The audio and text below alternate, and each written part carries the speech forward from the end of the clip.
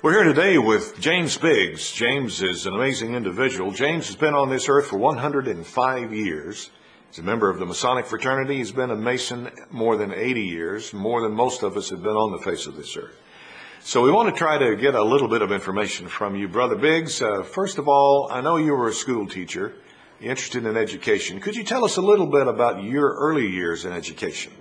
Well, the first year I was out teaching in a regular high school was Pearsall, Texas, 1922, I think. And that year I got to watch some administrators, our superintendent, and others, and they all went to math because it was easier to grade and get out. The Teachers College had a placement bureau. When you finished the 11th grade, you were given a teacher's certificate, good for 6 years. And I got that. And my dad was pushed at home with 5 children, two girls and 3 boys. And so I was the oldest. So I put my name in the Teacher Placement Bureau, and they got a call from Marathon, Texas, which is just a whistle stop on the Southern Pacific east of Alpine. And I've had a year there, had a scout troop, and most everywhere I went, I could get a scout troop, revive one, or start originally was one. And I enjoyed it. We'd go out on Friday evenings, cook out, play all night, and work. Well, Brother Biggs, I've known you for more than 50 years, and when I knew you in my early years, you were a chemistry teacher. What interested you in science? Tell me a little bit about how you got into teaching chemistry. When I went back in the summertime, there were some World War I men in the Teachers College taking chemistry, and they seemed to be being challenged, and so I fell in with them and started taking every semester. I'd take a chemistry course and a math course, even surveying, in order to get one in the summertime. I'd take that. And so in 1922, I finished the year at Marathon and had a big time. And a lady in the parent teacher, and she says, "How old are you?" Because they thought that I was younger than what they could be. And I said, "How old do you think I am?" And she said, "About 27. I was 18. And we were going to put on a play. Teachers taking parts. We cleaned up a opera house, old what one little town could afford. We were sweeping it out, clean. And I had taken up a knife from a boy who was carving on the desk, and we were told to do that, take them up. They soon learned not to get their knives out and cut on the test. And the boy, unfortunately, had his daddy's knife. And a rancher, you take away his knife, he's helpless. He can't castrate them, and he can't do a whole lot of things. And so he came up there, Mr. I think I was going to give you the name. Anyhow, he came up to the stage where I was sweeping, and he said, I want to get the knife that you took up from my boy. And I said, well, I can't do that. Well, you're told to take them up, and the superintendent would have to tell to take them up. And he said, well, set your props. And about that time, the superintendent walked in the door, way at the end of the hall. And he said, Mr. McKinney, I want to see you. And Mr. McKinney went down there where he was, and they sat and hoorah'd and had a good time while we were cleaning up. And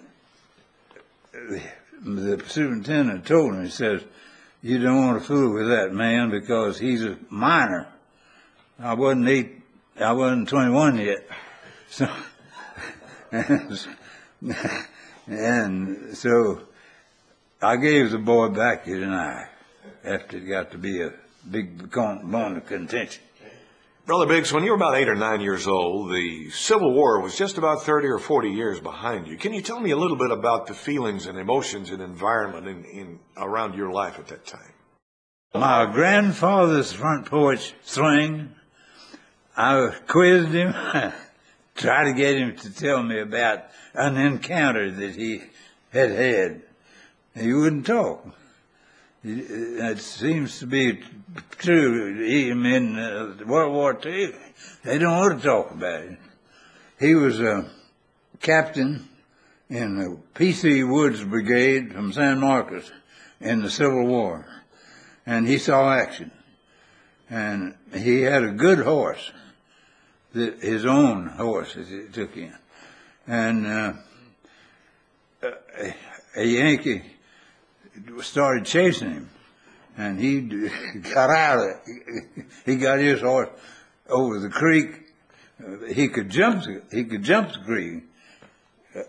He taught his horse to jump, and the Yank didn't. He stayed on the other side of the creek. He didn't follow. But that was up in Oklahoma, I think, in Missouri. It was up in that area where the North was trying to come down and split the South, Western and Eastern. And Brother Biggs, do you remember the first time you saw an automobile? The first car in San Marcos was the banker had the money, and he had a putt-putt car. I think it was probably 4-cylinder, and you could hear it two blocks away. And I was a kid then, about 10 years old, I guess. And I'd walk down from my grandfather's house where we lived, 4 streets down to where this banker came going home from downtown San Marcos. And there's always a little group down there because it's a curio it didn't go but about 10 miles an hour at top speed. Do you remember what year model that car was? What year? It was about 1906, I think. Was it a Ford? No, I don't know what it was. It didn't survive as a leading, like a Buick or a Chevrolet. Do you remember the first car that you drove? Yeah, the man owned the car, and he's going to let me hold the steering wheel for a little bit.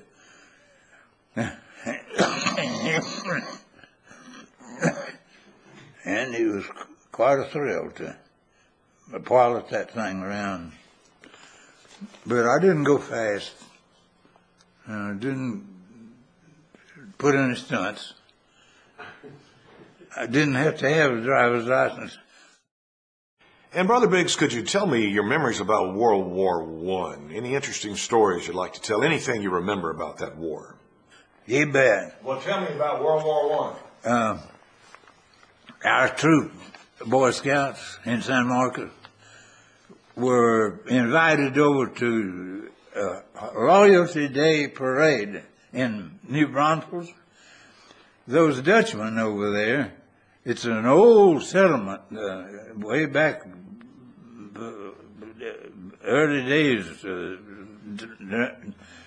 German settlers came there, and Fredericksburg and Mason. They had a series of towns that they were boss. Even the Indians left them alone.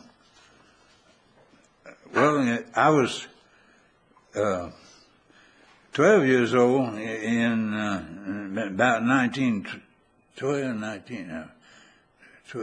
years. It had to be 12 years old to be a Boy Scout. And as soon as I was 12 years old, I got in a troop there at home. We met in the auditorium, second story, the fire town had a pretty good fire department. And they let the scouts meet in the second story up there. It wouldn't interfere with the workings of the fire department. And we went on hikes. And they sent us a letter. The scoutmaster got a letter, said they're over in Europe, they're having wooden propellers on planes, and anytime they hit, they shatter. And we're going to have to get walnut what doesn't shatter so bad. And so we made a survey on a big map of the Blanco River. The troop got out in the river bottom, and as far as we could see any walnut trees, well, we would put them on the map, marked. And then they'd play all night. I don't know how they did it, but they'd walk all day and play all night. As a youngster, growing up in the San Marcos area, what did you do for entertainment? What did youngsters do those days? Scouting. And then we had teams, baseball teams. Did you play any sports? Huh? Did you play any sports? I was catcher on an amateur team. Were you good? Huh? Were you a good catcher? They didn't pass me. Good. And then, Brother Biggs, there was the Great Depression that came along, and how did that impact you and your family? I was teaching school at Taft, Texas, Principal High School, down there in 1930, and the Depression came on, and the bank said we're going to close temporarily, but it'll open. We think it'll open inside of 2 weeks. And so we were caught without any cash and no place to get it for a week. But they came back on ahead of what they thought they could do. And did your family? The school board was having their source of money to pay us reduced, so they had to reduce us 15% and issue one check that was cash, you could cash it, and another check that was interest bearing, and we'd put it away and save it for later. I saved a bunch of those, and in 1935, I went into Corpus and bought some furniture, which we had neglected to do up to that time. And then I moved from clear across Texas, from the Gulf Coast to the Yates Oil Pool, which is just below McCamey and east of Fort Stockton, and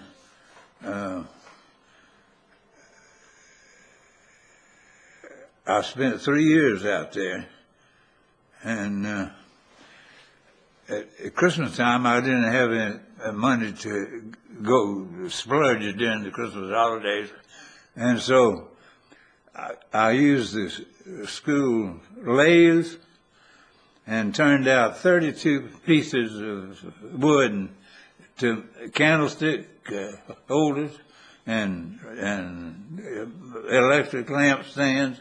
I got the best one on my table now in my apartment. It's Spanish walnut, and that's pretty grain, very pretty grain, and close grain.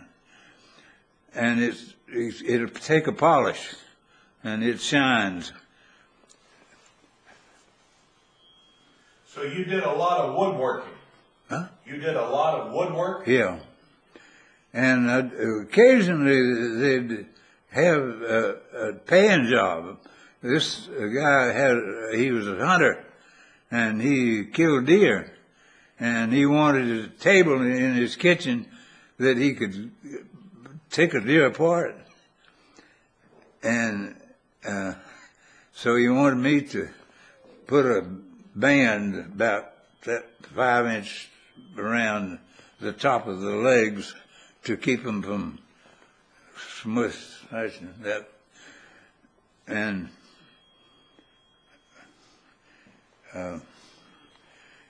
he paid me for doing that. Do you remember Pearl Harbor?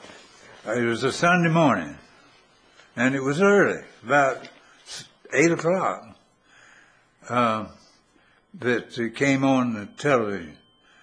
And I listened to it, and then I went up to the school building, and my superintendent, a lot of times, would go up on Sundays, and he'd quiet, and nobody around to disturb him, and he could do his work on a Sunday morning. And I met him in the hall, going to his office, and he said, "Did I hear the news?"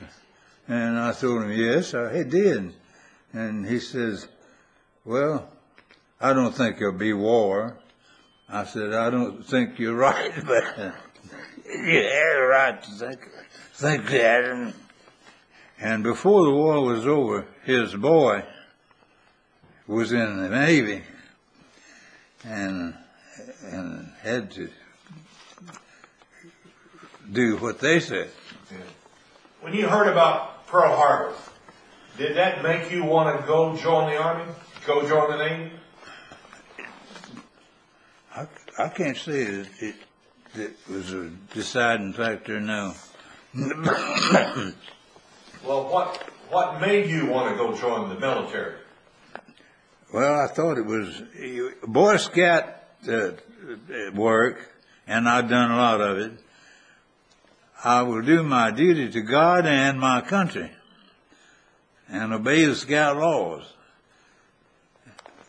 And if I'm going to get up here in front of a bunch of boys, and I've said that, then I better go. Okay. Or they won't believe I mean what I say. And now, Brother Biggs, if you don't mind, I'd like to focus a little bit on your Masonic history. You know, it's been 80 years of Masonic life for you. Tell me, what first enticed you to join the Masonic Lodge? Dad, in 1912, he joined. And I guess it was about after the war when things simmered down a little, he was 1912 and I was about 1918. In the meantime, I was a demolay. My two brothers, all three of us, went into a Knights Templar in their meeting there in the bank building in San Marcos. Knew about the demolay started in Missouri, and they wanted to start, and by George, they almost got on. Missouri didn't get much ahead of them. They established a demolay. And I was going to go to my first teaching job on when September came along, and so I had to drop everything in San Marcos and get on out there to Marathon. Yeah. Well, tell me, what was it like joining the lodge back 80 years ago? Did you remember filling out the petition, and how you remember the process of what it was like to join the lodge?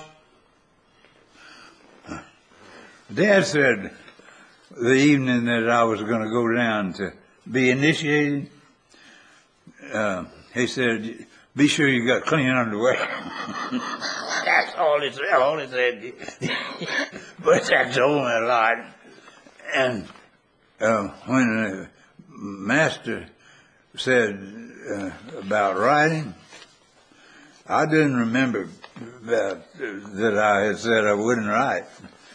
So I scribbled a little bit, and the master, indignant. I could have told him, but I didn't want to make things worse. I could have told him that I could write all day long and not write anything I wasn't supposed to write. And I stayed in it, and my grandfather, the preacher, was in that lodge too. He'd move his membership, though, where he'd go, and then move it back to San Marcos. San Marcos was his home port. Do you belong to any other Masonic organizations? Did you ever join the Scottish Rite? Well, you are Scottish Rite. Yeah. And you recently had something happen to you in Houston, right? KCCH. You got your KCCH in Houston. And when I sent in the first things to the office, they sent back a little pin that said endowed membership. I do have endowed membership, but I didn't know that they cared a hoot about that. Yeah.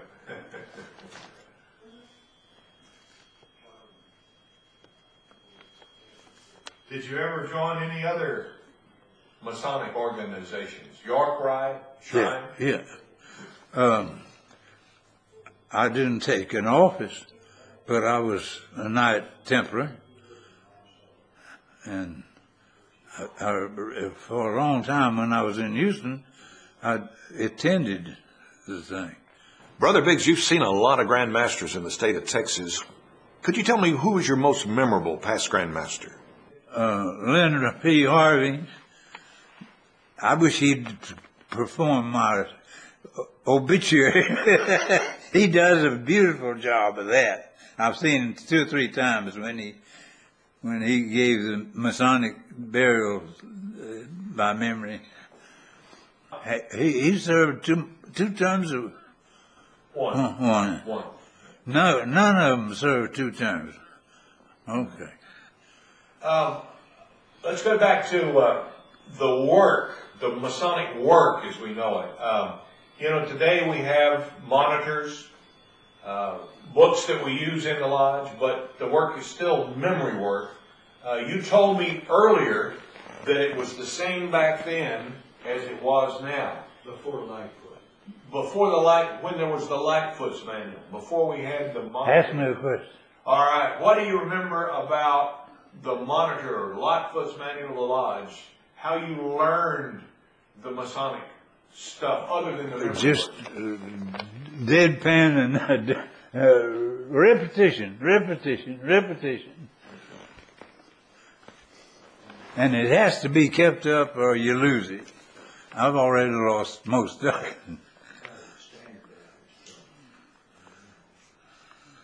Do you remember much about the standardization of the work? Was the work, when you first learned it, exactly the same as we do it today? I think so. Okay. Yeah, that's what I got it from you first. Okay. Wait here, Joe. Now, Right Worshipful Tom is in a position to judge. I think he's been to hundreds of learning sessions, and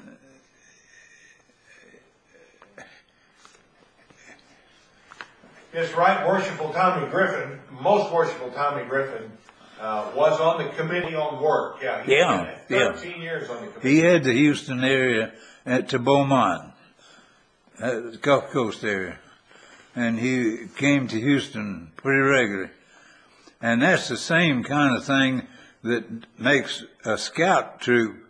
If the sponsoring committee will meet regularly and give the boys a chance to report their what they've done in a merit badge, and if they have to wait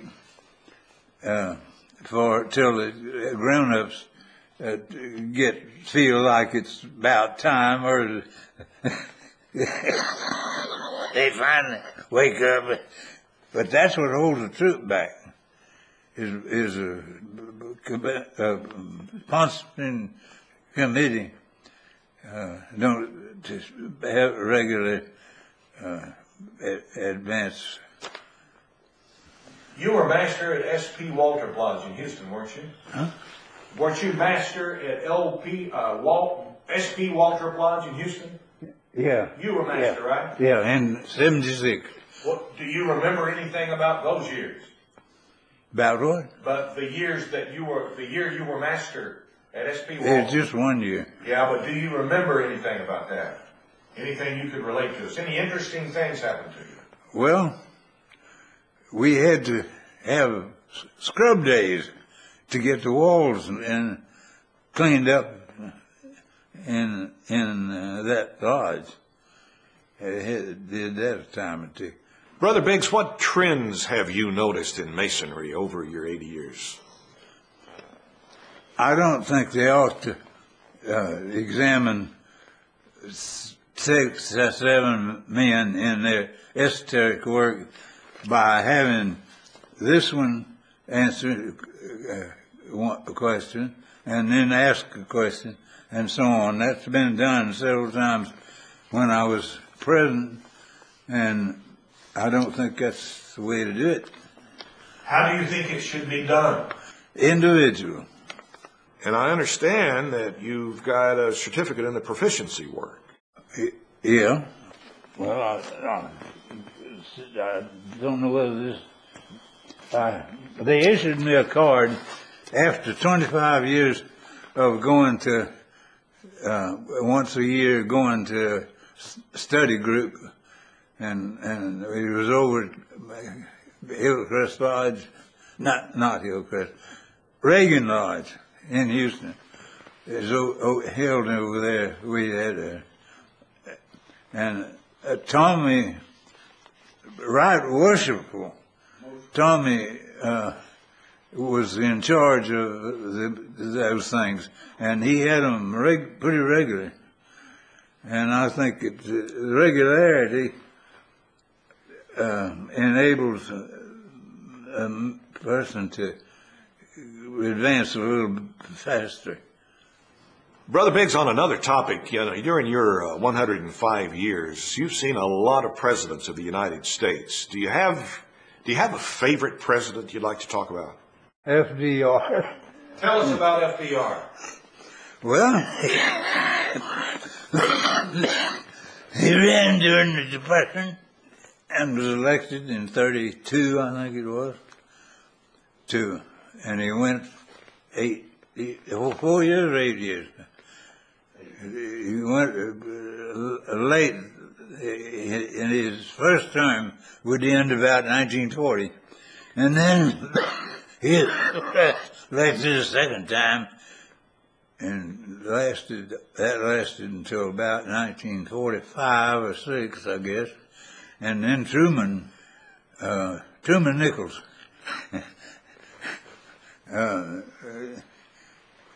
He's a Mason, and he got to be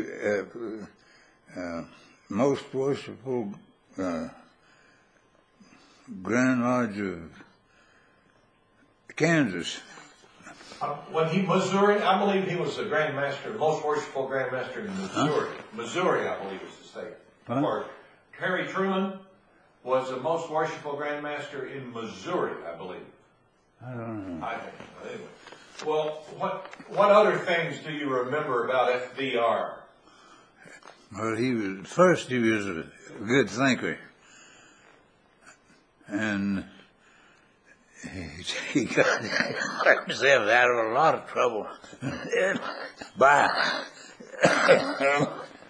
his response.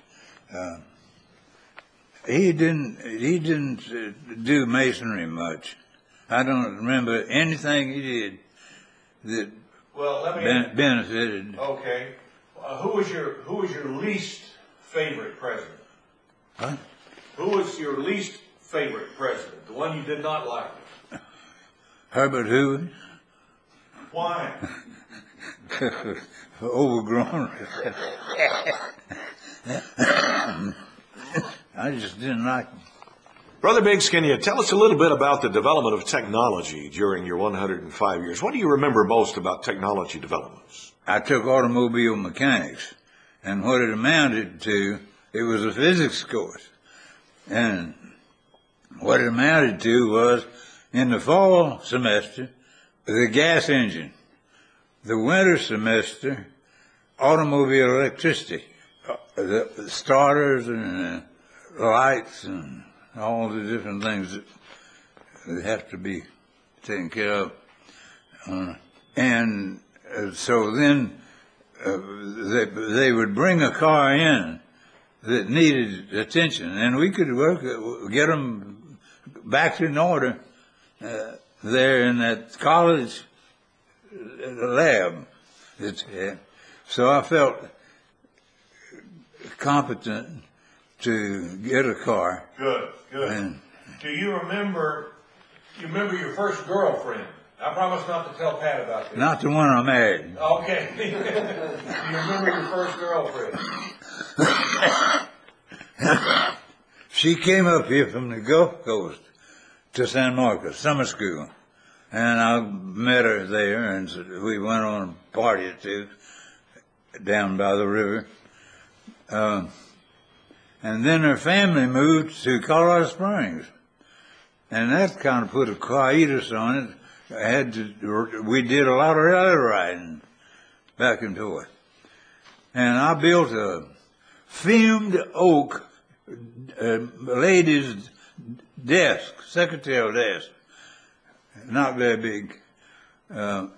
And she accepted it and put it in their home in Colorado Springs. And I went up to Colorado Springs in the summer of 1924, which is the year that I should have graduated, but I didn't.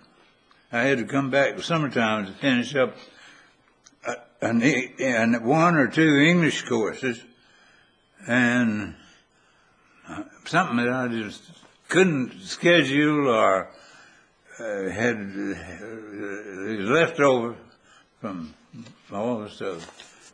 What were some of your first thoughts on air travel? When did you see your first airplane? Could you tell us something about that? Yeah, we had seen in the paper that the man was coming from East Coast.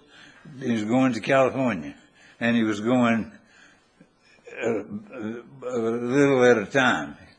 And he was due to come to San Marcos. And I went down. My mother was in the carriage, and she took the family kids down to the railroad there, and we waited and saw more buzzards than you can imagine. And they didn't come. But we went to Sunday school the next morning, as usual, in the Presbyterian church there. And in the middle of the Sunday school class, we heard a noise of an airplane motor, which was new to us.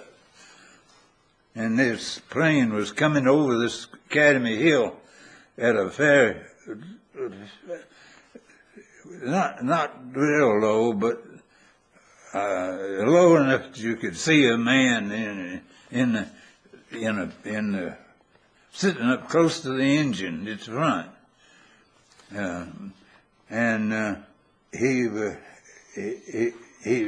went on to the West Coast, and he got killed out there in California. It didn't have a wheel on the back end, under the rudder. It didn't have a wheel. It had a stick, and when they were taking off, that thing was plowing that stick was plowing the dirt, and then the wind would lift the tail, and then they'd take off. And the World War I in San Antonio had Kelly Field, where they were training. And this uncle of mine, who was in the war, World War I, he was one-day bombardment squadron somewhere in France. That was his address. He was still in it when the war was over. And his next assignment was to Panama. And he'd been in Panama a year or two, and they were getting ready to build Randolph Field on the east side of San Antonio. And the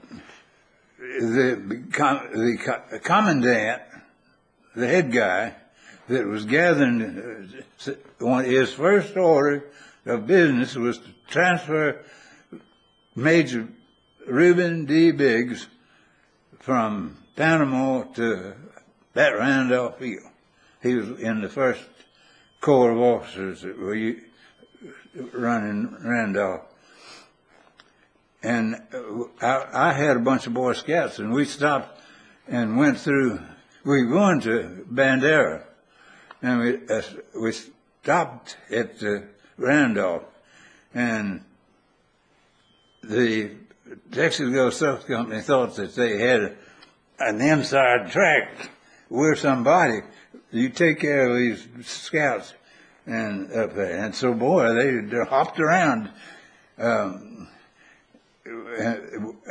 We outran their schedule. I knew a road across the north end of San Antonio that they didn't seem to know about, and we went on that and dodged. We came out just west of Jefferson High School, a new senior high. 105 years. That's great. 105 years of life on this earth. Do you have any? Can you summarize your life, or do you have a secret to longevity? You know, my wife says you're a chemistry teacher, and she thinks you're mixing something up in the back room that's kept you alive for 105 years. What do you think? I don't have a secret. Okay, that's fair enough. I usually get pretty well fed. You have a daily routine, I understand. I mean, you told me one time you eat breakfast at 7:30 and you eat lunch at 11:30 and you eat dinner at 5:30. Yeah. So you just have a regular routine of things? Yeah, but it gets broken every once in a while, but yes, it's regular. They schedule the events, and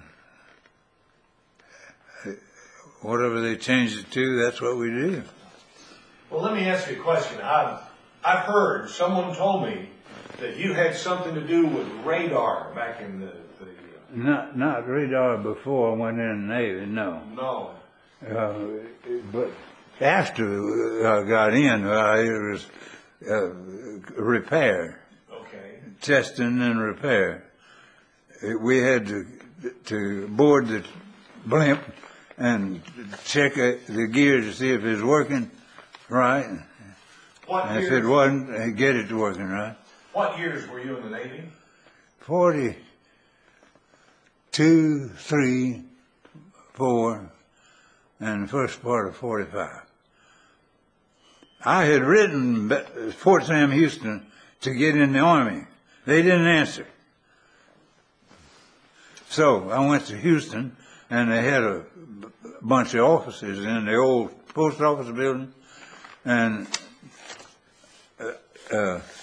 they said, well, what are you interested in? Are you interested in microwave radar? Yeah, that's it. I'll get to learn something about microwave radar. And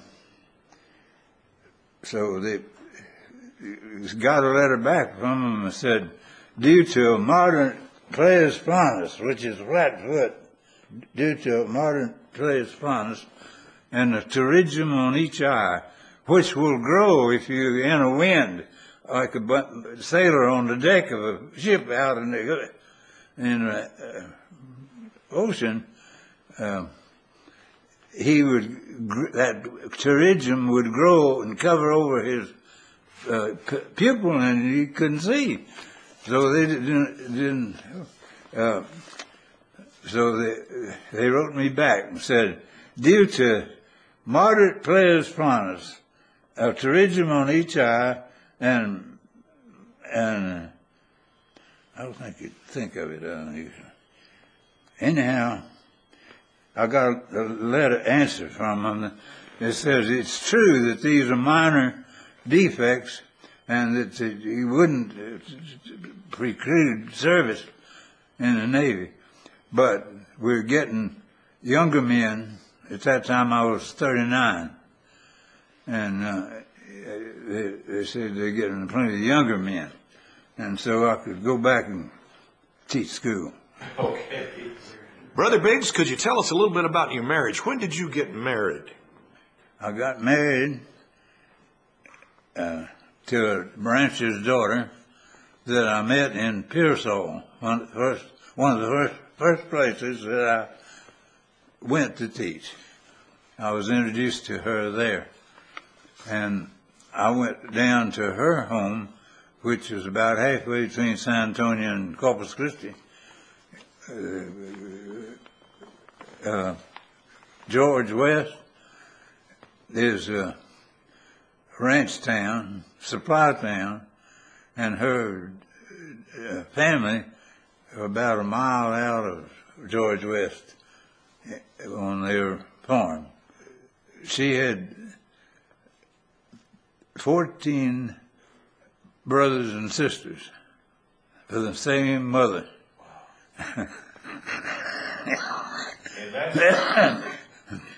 And I had studied in psychology that in a big spread like that, 14, if they're all mentally alert and capable, that they're doing pretty good. But if they had several afflicted children in the 14, that would be one to stay away from. Well, when did you get married? When? When? Christmas, let's see. School was out, and I went to San Marcos in my car, picked my mother up, drove down to George West, and out in the country to the Coca Ranch. They wanted to teach me to dance. I never had danced, but I couldn't dance, and I couldn't be taught. But And when did you get married? in their home, my grandfather, who was a Methodist minister, came up from Brownsville to their home, and he performed the ceremony. And then we took off to San Antonio. My bridal trip to the St. Anthony Hotel in San Antonio. I know you have one daughter. Do you have any other children? Yeah, 2 boys. Jimmy turned out to be an electrical. He had a degree in electricity. I think he probably did pretty well for the company he worked for. And Ray, the second boy, graduated at Texas in art. And after he graduated, he went out to hunt a job. And they weren't any job. They said, do you have your service over? No, you didn't have your service over? Well, you too likely to have to leave, and so I don't want to spend trouble teaching you and then have you go off and leave. And so he went down and enlisted in the Army. Sent him to New York, and they have a school for the Army secretaries. In the company, you got somebody that's been to that school, and he can do the office work properly. They sure need to do the Navy some of that too. The first thing they did in Houston, I was getting my paper to go to Algiers in New Orleans. Algiers is an old Coast Guard station, and they turned it into a receiving station. And about the 3rd day there, muster said, anybody here can tie an ice blossom?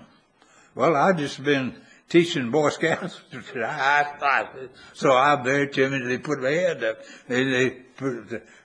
You go up to the 3rd floor, and you issue hammocks, mattresses, clothes, all the things that they're going to issue you. And you work up there. Well, that's okay. That was a good duty. There was a ship in the river in the Mississippi, a pretty good-sized ship that had a very big hole in the front, up in the prow.